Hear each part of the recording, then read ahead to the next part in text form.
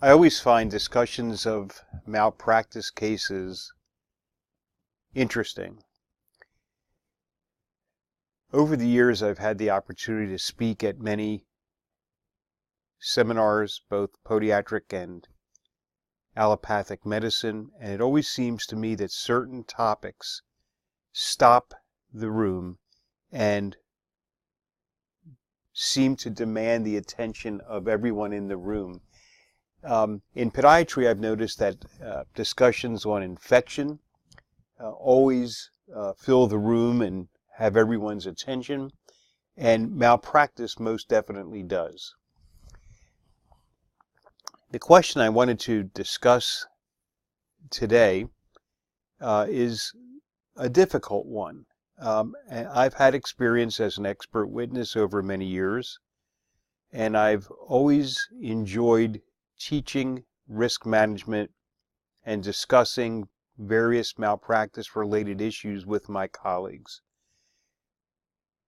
I've always felt that acting as an expert witness, passing judgment on someone else's work, is a very difficult thing to do.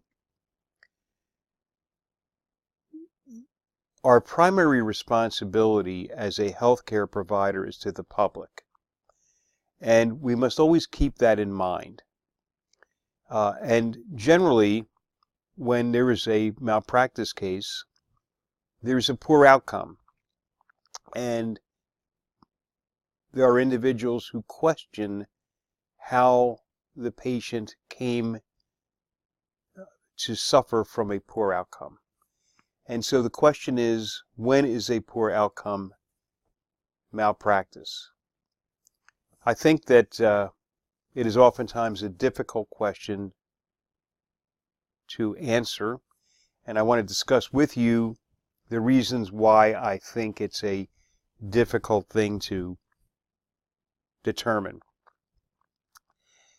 It's important for the non-expert witness. All of us are confronted with patients who have had a poor outcome from medical or surgical treatment elsewhere, or patients who, in hindsight, were not diagnosed correctly. We all see those patients.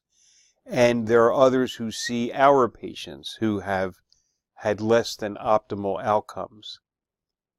And frequently, the patient will ask you, or you'll receive a call from an interested third party or even an attorney wanting to know whether the prior treating healthcare provider had erred, and what your opinion would be regarding that error, because they're essentially asking you, did that patient commit malpractice?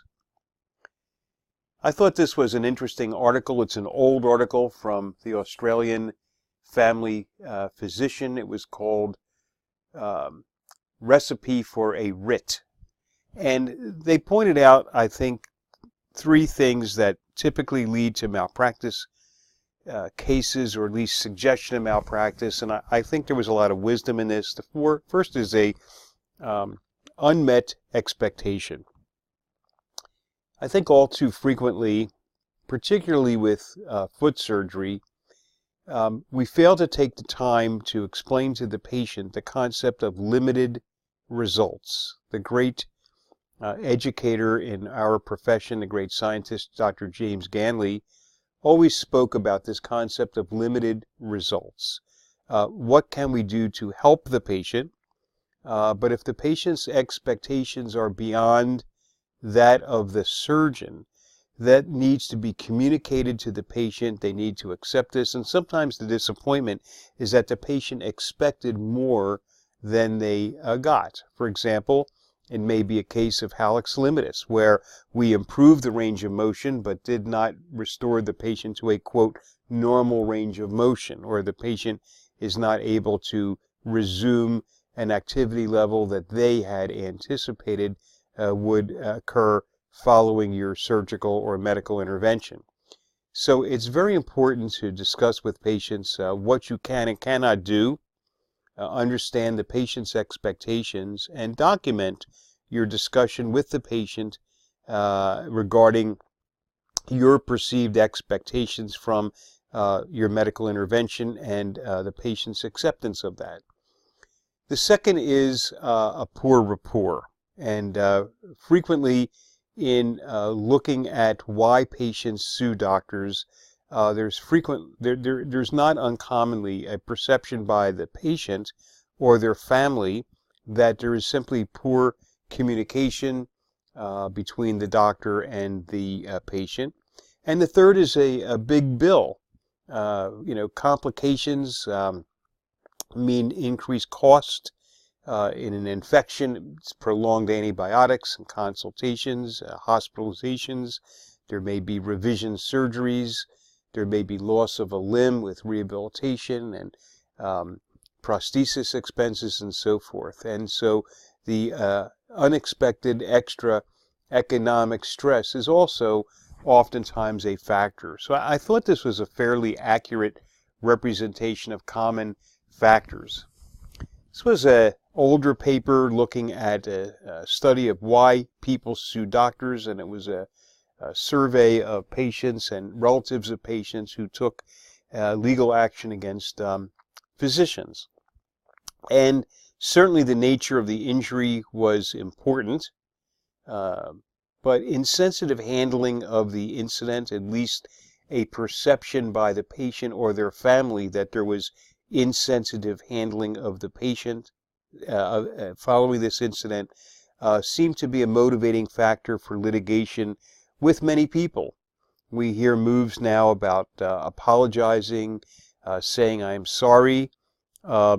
The other day I was removing a prominent screw from a Austin bunionectomy that had been performed a year or so before. I did it under straight local, and the patient was having some pain. And I apologized to the patient afterwards. I really did, because if it were me, I would not want to have experienced pain. And I think, it's important to let patients know that you're on their side and that you're sorry there was a complication. You're not saying you did anything wrong, but letting them know that, this was not your expectation either. So, poor communication is also an issue. Not infrequently, doctors will withhold critical information from patients, not let them know that the procedure did not go as well as has been expected, or that they were not healing in an adequate manner or in a timely manner. And then the patient goes elsewhere. They find out for the first time from a subsequent treating practitioner that there was in fact a problem, and that problem had been existing for quite some time. And that poor communication is important, because the patient feels that you were less than honest with them. So a less than satisfactory explanation of the incident, it also seems to be an important factor. So as much as we hear this, it's true. Communication is in fact an issue. Can it backfire on you? Of course it can. All of us have cases that don't go as well as we would have liked. And sometimes when you discuss that right up front with a patient, it can lead to problems, there's no question. No one wants to hear that their procedure did not go perfectly. No one wants to hear that they're not healing as well as you would wish they would. But open communication is helpful.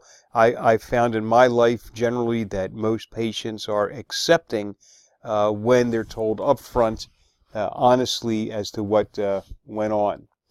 Looking at lessons from plaintiffs' depositions, again an older paper published, but I think still applicable today.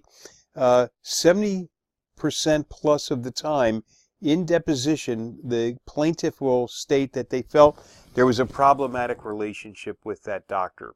Or that they felt deserted by the doctor. The doctor would say, well, we've done all we can do, and not follow through and make the patient feel that you were doing as much as you can. Devaluing the patient's views of the situation or the family's views, taking a position, well, I'm the doctor and I know best. That's a very damaging thing, and it can also be damaging in court, by the way, when juries get the sense that you feel significantly superior to the people in the room, and you really don't care much for their opinions because you're just so well educated and so knowledgeable. Again, poor information delivery and failure to understand the patient or family perspective. And I think it is important to appreciate these things and take the time to understand these things and severely appreciate this. There may be economic hardships, there may be social hardships in just getting the patient back and forth to your office or to diagnostic facilities. And you need to understand that some things are much more difficult for some than others, and patients and their families get upset when they perceive that you have no appreciation of this. Many years ago, there was a very prominent defense attorney here in St. Louis, and I remember I would have him lecture regularly at my St. Louis seminar, and he'd always make the point first that without a doctor testifying against another doctor, there is no malpractice case. And he pointed that out. And oftentimes, malpractice cases start by comments made and reports made by subsequent treating healthcare providers. And this is not infrequent. It's always interesting to me how you know when a doctor has poor-mouthed or criticized a prior treating colleague and then attempt to deny this in deposition and back off. So one of the most typical scenarios we see is the doctor who's very critical of the prior treating doctor. The poor plaintiff patient gets all revved up. They run to an attorney.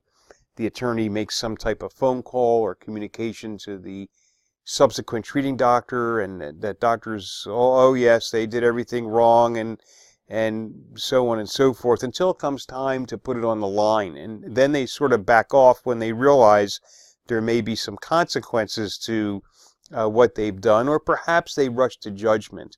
Now, this is not to suggest that you ever withhold truth from a patient. Your responsibility is first and foremost and always to the patient and to the public. It is not to protect or at least consciously and willfully attempt to hide facts or protect a doctor. You never have that responsibility. But more often than not, lawsuits start by the subsequent treating healthcare provider, and I personally do not rush to judgment. When I'm asked an opinion about prior treatment, I say to myself first, could this have happened to me? And I say, let me see all of your records. If you're really asking for an opinion, I can't give you one. We know that non-unions occur. We know that infections occur. We know that poor outcomes do occur. So let me take a look at your records, and you try to look at them in an unbiased manner. But again, looking at actual lessons learned from plaintiff depositions, it comes out sooner or later that over 70% of the time, a subsequent treating doctor suggested that there was malpractice. This is a real issue with people who compete in the same community. It's definitely an issue between certain orthopedic surgeons and podiatrists. And to deny that is ridiculous. I've seen far too many depositions and been involved in far too many cases and reviewed far too much not to know this is true. And there's really nothing to be gained by this. If an orthopedic surgeon dislikes having podiatrists doing surgery in their community or their hospital, they're entitled to that opinion, and it may be based on good fact and good faith. It may not be. But when criticisms are leveled for a little or no reason, when there's no basis for criticism of that prior treating doctor, it's upsetting, because this costs everyone time and money, and the patient's been misled. So before we go ahead and suggest negligence or malpractice, I think it's important to look at what the prior doctor was working with, look at the records, look at the x-rays, get a complete sense of everything that transpired. Sometimes patients forget little things such as their non-adherence, their non-compliance to the recommendations and suggestions of their prior treating doctors. And it's always interesting what you find out sort of after the fact. But no question, subsequent treating doctors are a problem. There's also this issue of looking at cases in hindsight. I mean, the expert report, meaning an expert for the plaintiff presenting a written report to a plaintiff's attorney saying, yes, there was negligence, is still the absolute cornerstone of the malpractice business, if you will, malpractice litigation. And that's because without that report, the plaintiff's attorney has nothing. They can't bring a case without some doctor, some healthcare provider saying, I know what should have been done here, I know the standard of care, and it wasn't done. And some plaintiff experts are well-meaning. I think they truly believe that the doctor erred and that error caused damage, and the patient is entitled to some compensation. And some are not so well-meaning, and we do have an industry of individual podiatrists who make millions of dollars testifying against their colleagues, regardless of the circumstances. They advertise, they belong to organizations that will list expert witnesses that are readily available. But for the well-meaning individual, whether it's you or someone who's considering testifying against another doctor, you have to remember that hindsight bias is inevitable. Once you know that there's been a problem, it's difficult to erase that knowledge from your thinking and looking backwards saying, aha, I wouldn't have done this and I wouldn't have done that. I had some years ago a very serious issue occur in my own health. I was out of town. I was lecturing and I had a significant problem occur, and I found myself in a hospital, and I knew no one. I knew none of the doctors. I knew nothing about the hospital, and I was in a fairly serious condition. When I returned to St. Louis, the specialist I saw read over my records, and he said, I have to tell you something. He said, I probably would not have made some of the decisions that your doctors made when you were in the hospital. He said, in hindsight, they were all the correct decisions, and you were very, very fortunate, because I probably would not have done this, and I would have not done that, and I would have been wrong. So keep that in mind when you look at someone else's work. Sometimes in looking back on patients, we tend to simplify the decisions of the prior treating doctor or trivialize their decisions and say, well, an implant never had a chance to work. I definitely would have done an arthrodesis of your first MPJ. But realistically, look at the circumstances at the time that decision was made, and try to avoid unnecessary criticism of the decisions of that prior treating doctor. At least try to avoid it until you have all the facts. In a perfect world, and I wish this were doable, in a perfect world, you would be able to review records of prior care not knowing the outcome.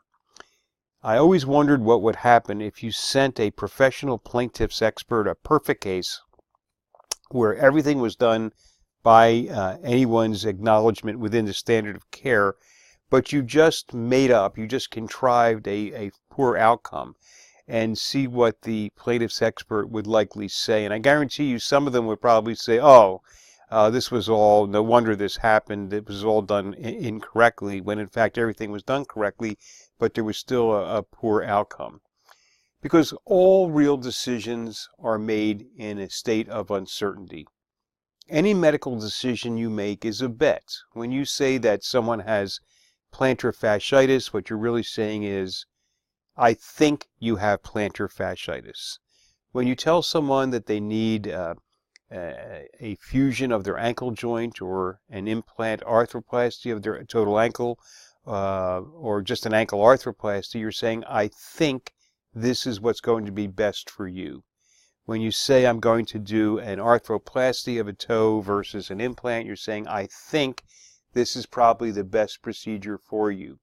And you try to do this based upon a totality of circumstances that go beyond just an x-ray. So there are times you may select a particular bunionectomy not because of an intermetatarsal angle or a hallux valgus angle or a tibial sesamoid position, because you may say internally, I wish I could do a Lapidus, but this patient is 85 years old and they're diabetic, and yes, they have a symptomatic bunion, but they're also have a number of comorbid conditions or cardiac conditions that would preclude putting them in a cast or crutching them or whatever. So it's just like our friend the cat here wanting that bird, but sort of weighing the circumstances of leaping and missing. And that's sort of medicine the way we know it. The great teacher, William Osler, said it best. He said, medicine is a science of uncertainty and an art of probability. And I think we want to remember that. Of course, William Osler, who was famous for instituting residency training. Prior to William Osler, residency trainings was not done. William Osler also did feel that all males should be euthanized at age of 65 because he felt that they weren't worth very much after the age of 65. He also noted that errors in judgment must occur in the practice of an art which largely consists of balancing probabilities, and you have to keep that in mind. You make your best choice, and you do what's right for the patient. You're not going to get them all right. It's so easy to be a Monday morning quarterback, and being from Philadelphia and having been an Eagles fan my whole life, I can tell you that Monday morning quarterback is the way it is. So if you decide to run the ball on 4th down and you get that 1st down and you win the game, you're a genius. If you run the same play and it doesn't work and the game is lost by a point, the next day the papers will tell you what an idiot the coach is. And you have to keep that in mind in evaluating other people's work and yourself, and not being so harsh on yourself. It's like President Ulysses Grant said, my failures have been failures of judgment, not failures of intent.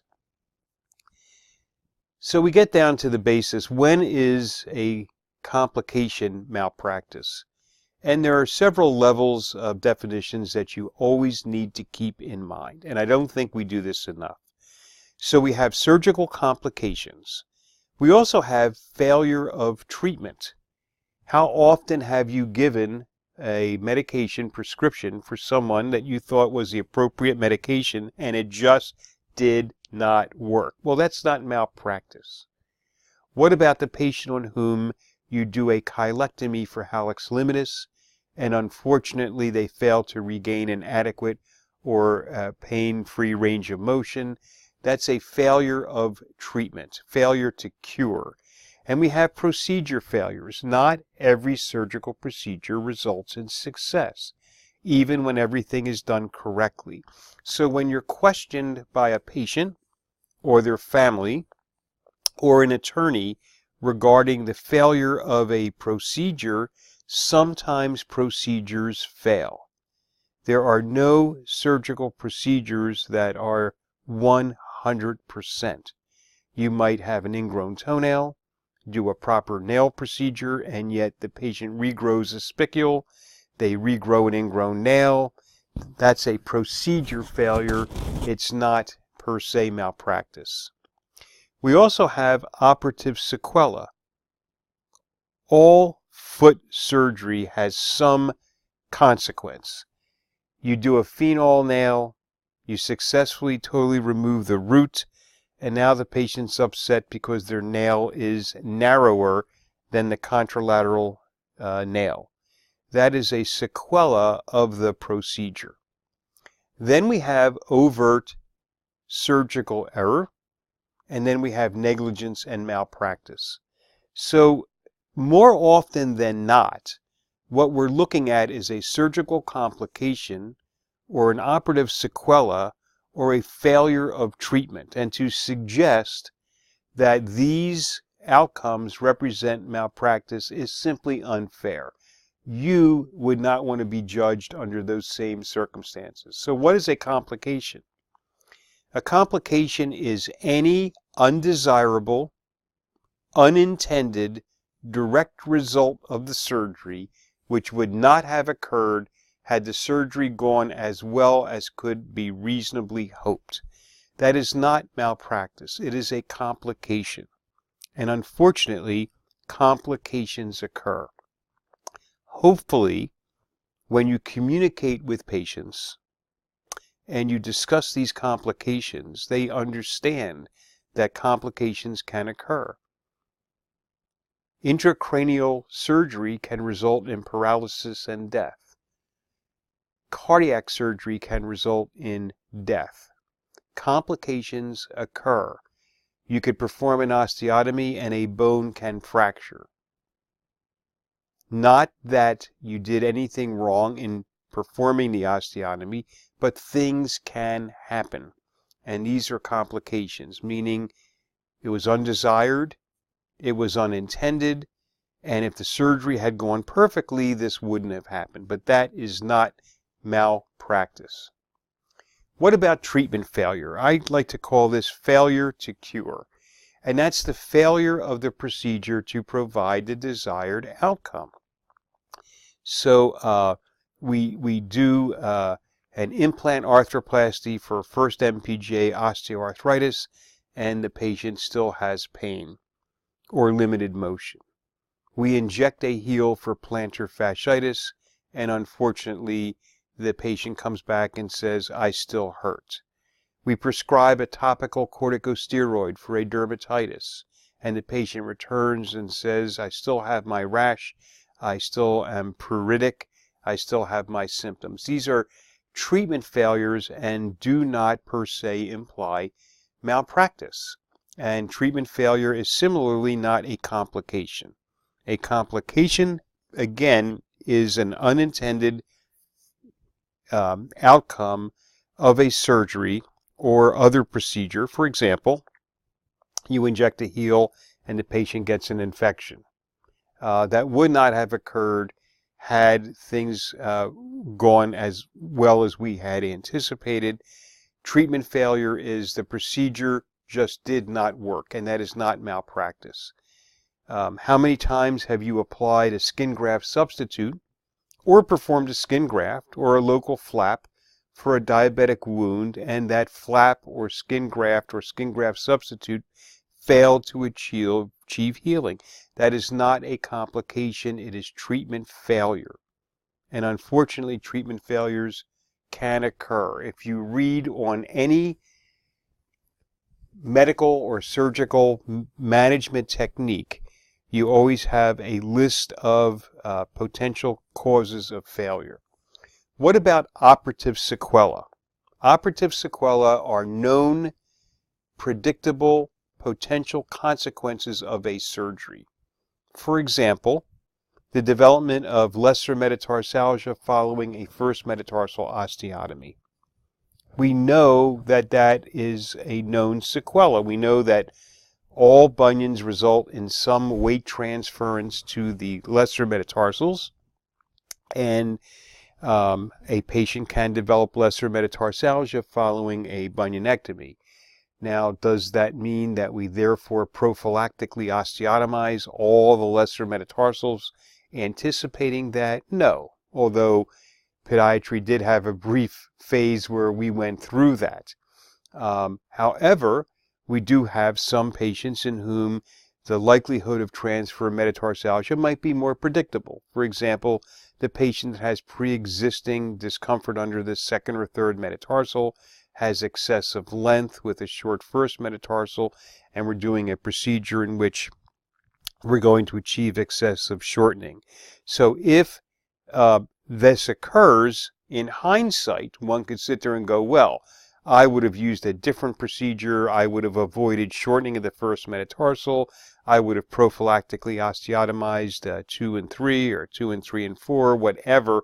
Again, this is hindsight bias. And you have to say to yourself, do you prophylactically osteotomize all lesser metatarsals or seconds or thirds routinely for patients having a distal metaphyseal osteotomy or a Lapidus? And of course you don't. But there are some circumstances where you say, yeah, I think it's more likely than not this will happen. I'm going to go ahead and do that. Or ankle arthritis following, say, a double or triple. We know that when you fuse tarsal joints, the rotation and weight bearing is going to continue in that foot. Other joints are going to have to absorb that weight bearing and rotation, and so we have increased incidence of developing tarsal arthritis or ankle arthritis after patients who have certain types of hindfoot fusions. That is an operative sequela. It is not malpractice. And then we have surgical error. Surgical error is a mistake.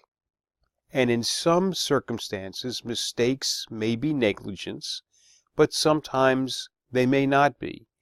And the question to ask yourself is, could you have made the same mistake? And is a mistake negligence per se? So we have errors in technique. We have errors in judgment. We have errors in failing to pay attention to details, and we have failures to diagnose. And these are mistakes, but that does not imply malpractice per se. And these are difficult lines to draw. How much elevation following a Lapidus procedure is too much? If we have a small amount of elevation and it is not leading to clinical symptomatology, that's a mistake. It's a poor technique, but it's not malpractice. On the other hand, if we had a Lapidus procedure done and the first metatarsal is elevated 40 degrees to the supporting surface, most of us would say that's poor technique, that's a mistake. Errors in judgment. Again, before running and criticizing prior treating colleagues, I think it's important to get all the prior records, look at the patient as a whole, and determine whether or not that judgment was reasonable. Not that the judgment made, whether it's a medication prescribed or whether it is a surgical procedure performed, not whether that judgment was a correct judgment in hindsight, but the question is, was it a reasonable judgment under those circumstances? And it's difficult to erase that hindsight bias when doing this. Some judgments are wrong. If a patient says, I have anaphylaxis to beta-lactam antibiotics, and you say, I'm still going to prescribe a beta-lactam antibiotic, that is not a very good judgment. If a patient has active osteomyelitis and an infected ulcer with MRSA, and you say, I'm going to do an elective bunion procedure on that foot, that's probably bad judgment, probably negligence. What about failure of diagnosis? In hindsight, failure to diagnose is easy to make, but the question is, what about at that time when there's a differential diagnosis? How do you know with absolute certitude the patient in front of you has gout and maybe not manifesting pseudogout, or perhaps manifesting psoriatic arthritis as a first manifestation of their disease, or some odd disease, maybe familial Mediterranean fever or sarcoid arthropathy or some such thing? So we have to be careful with failure to diagnose because we don't get them all right. And the question is, was the diagnosis made reasonable? So when is a mistake negligence? A mistake is negligence only when a reasonably careful doctor, and we always want to think about that, a reasonably careful doctor would not have made the same mistake under the same or similar circumstances. We always hear this term standard of care, which is a legal, not a real medical concept. And the question is, what about the average doctor? Not the upper 5%, but what about the average doctor in daily practice with the same circumstances? Would they have done the same thing? Could they have made the same mistake?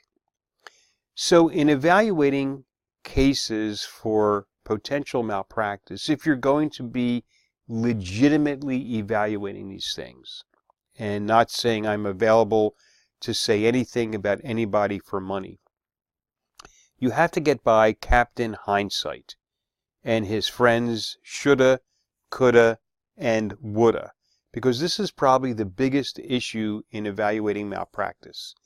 And we hear about this in life. Once you know the end of the story, every part of that story contains that end and is only a way of reaching it, because you know where this is headed.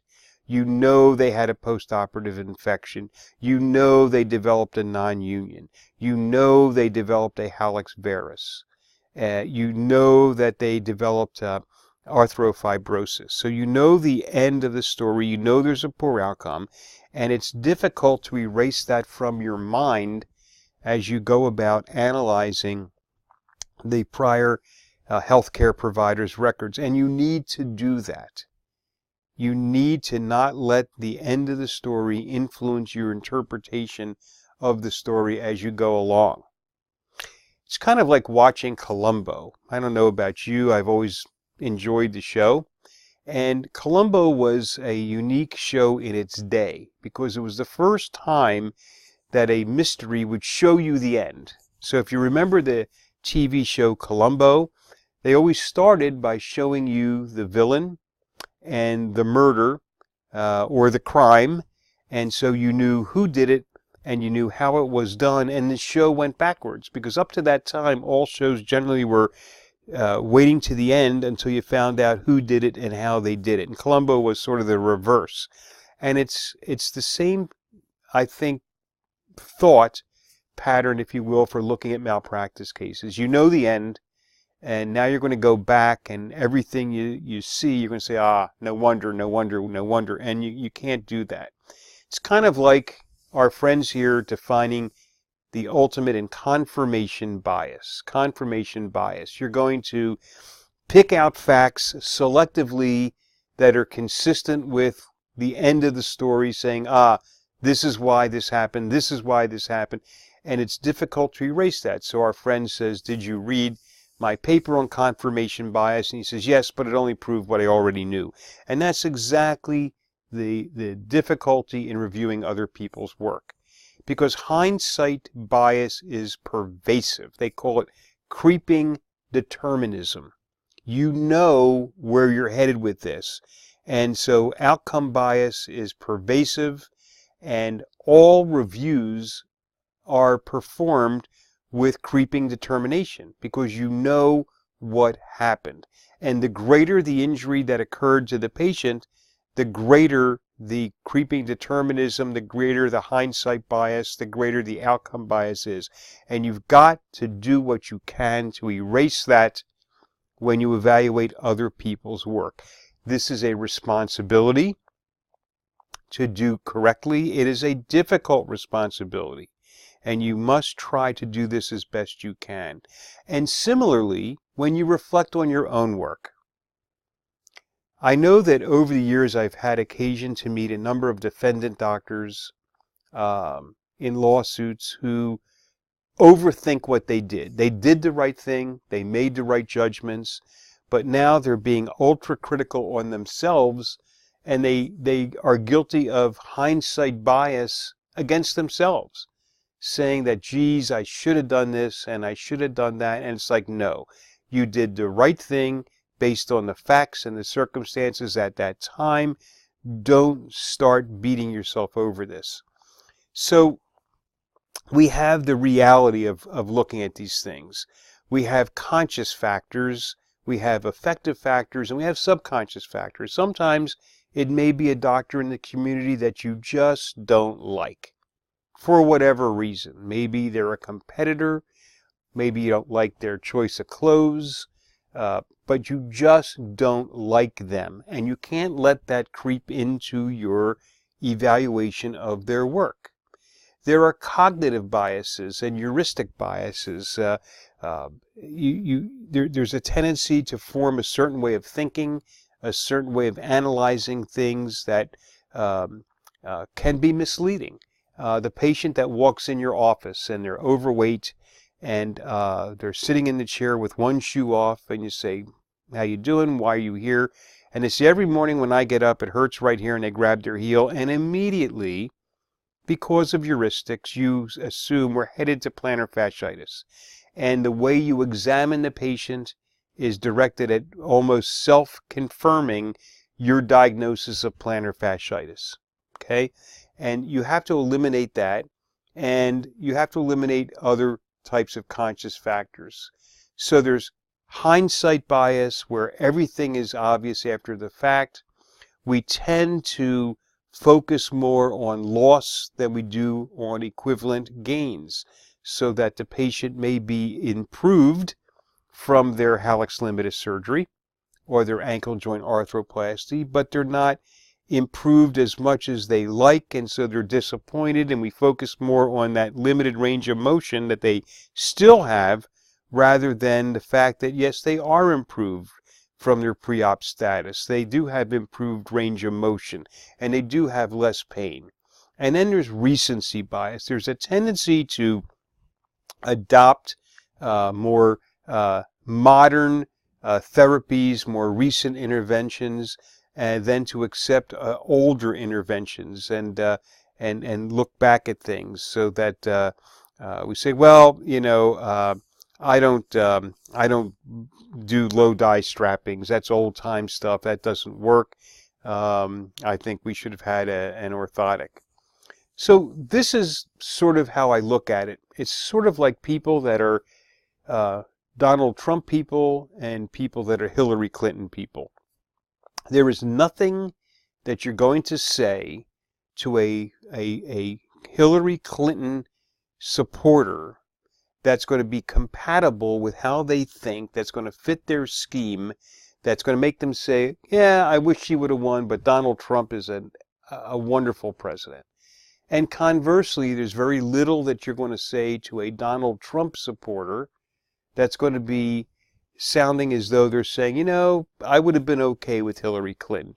Because whichever side you're on, you've set your mind up to a certain way of thinking, and you're only going to let facts fit in that are compatible with your way of thinking, and you're not going to accept anything else.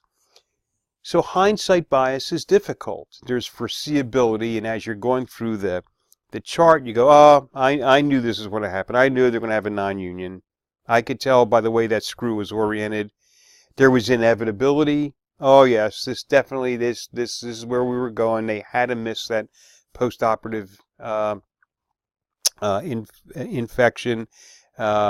Or you look at it and it's a patient that you may have seen. They go somewhere else. They come back. Oh, I knew that was going to happen. I told you that was going to happen. I just told you. And so again, bias is just a difficult thing to erase. And it gets more difficult when you deal with attorneys. And I don't mean to be disrespectful to attorneys, although subconsciously I probably do, but it's sort of summarized in this cartoon here, and it almost seems as though no matter what you say, it's going to be turned or twisted in some manner, and you can't let patients, families, or attorneys do that to you. You want to objectively evaluate these things as best you can and give an honest opinion. So what are some examples? And I always like ending with these things and say, could this happen to you? And these are all questions I've been asked. What about a tendon that's inadvertently cut during a surgery? Is that malpractice? I mean, the arguments could be, well, doctor, it's not good to cut a tendon. And if you protected everything, the tendon wouldn't have gotten cut, right? So isn't it malpractice? It's lack of skill. It's poor technique to cut a tendon. What about a nerve injury during surgery. I remember one case where the medial proper branch of the medial dorsal cutaneous nerve was injured over the first metatarsal with a hallux limitus surgery, and the plaintiff's experts said that it was malpractice to ever injure a nerve during surgery, and we question the fact that if you look at standard textbooks like Serafian, you see tremendous variability in the anatomic location of those nerves. Or the sural nerve would be a good example of a nerve with tremendous variability in distribution. And so we said, you're saying that if a nerve was injured somehow during surgery, that's malpractice? And the plaintiff's experts said, oh, absolutely. And said, well, what if you didn't see the nerve? And he said, well, during any dissection, you're supposed to look for the nerves and find them and isolate them and retract them. And you go, but even if you don't see the nerve, if you're dissecting and it's not in your visual pathway in the operative field, you would still seek out that nerve? And oh, absolutely, you go find it. So ask yourself, have you ever had a nerve injury occur during surgery, and did you commit malpractice? What about vascular injury? What about injury from a dressing that's allegedly too tight, or a cast that's, quote, too tight? Is that malpractice? What about a bone that fractures during surgery? What about post-tourniquet syndromes and tourniquet injuries? What about missed screws or pins where you just shoot an air ball, or the screw is not properly located where it should be? What about hallux varus? What about recurrent deformities? How about delayed unions or non-unions? How about a floating toe after a distal metatarsal osteotomy, or a poorly corrected deformity? For all of these circumstances, we could say the following, that many times these things can occur absent malpractice, and sometimes these problems can occur as the result of malpractice. So let's take something like delayed union or non-union. We know that under perfect circumstances, some patients will still develop a non-union. On the other hand, we know that fixing an osteotomy or fracture, having it gapped and held apart by a screw, let's say 1 centimeter, with a lack of apposition, lack of reduction or improper fixation, can increase the risk of a non-union. So the question is, can you say clearly that the actions of that surgeon were the cause of the non-union in this case? Because you could bet you're going to be asked, but doctor, can't non-unions occur under any circumstances? And if this surgery had been properly performed, in your opinion, is it still possible the patient could have developed a non-union? Or are you suggesting that using ideal fixation and getting ideal reduction and doing things perfectly, you can guarantee this patient would not have had a non-union? And of course you can't say that. So there's a line between clearly negligent or unacceptable and acceptable, and somewhere is that point you cross where acceptable becomes unacceptable. But the question is, where is that? And it's variable. What about failure to diagnose an infection if it's subtle? Failure to diagnose vascular disease in a patient that has no signs or symptoms or minimal signs or symptoms? How about the failure to diagnose a fracture that was subtle and just not observed on initial x-rays? What about the misreading of an x-ray? Or the failure to order appropriate laboratory studies? When do these things become malpractice? So in summary, we want to remember that there are surgical complications which are not malpractice. There is failure of treatment or failure to cure, that is procedure failures, which does not imply malpractice. We know that there are sequelae to the use of certain medications, to certain surgical and physical therapeutic procedures. That is not necessarily malpractice. We have errors that can occur, both non-surgical and surgical, errors in judgment, errors in technique. And again, this does not imply necessarily malpractice. And then we do have cases where clearly there is negligence, or seemingly clearly there's negligence and there is malpractice. So how do you know when it's fair to defend a colleague and when it is proper to criticize a colleague, remembering always that your responsibility is first and foremost to the public? And I think it's when you pick the most difficult and painful choice, but you're at peace with yourself. Your heart's at peace, and you know that you made the right decision. Thank you.